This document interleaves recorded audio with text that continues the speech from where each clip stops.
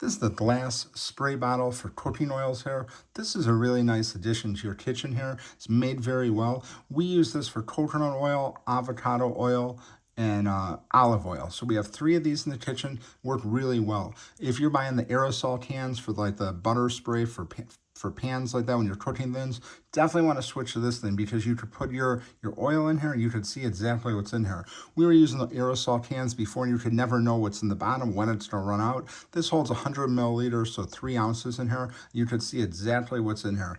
Works really well. It's made out of the porcelain glass, so it's heavy duty glass here. The top is stainless steel, and then the pump, it's just like 1 squirt per pump. You can see how I'll just do it right here, so you just see just works just like that. And then it comes with this filter to fill it up, so it makes it really easy and convenient to fill this up. And the best of all, I like the fact you can see what's inside here each time. The straw inside goes all the way to the bottom, so it pulls it really well. Just an overall really nice product, really nice addition to your kitchen.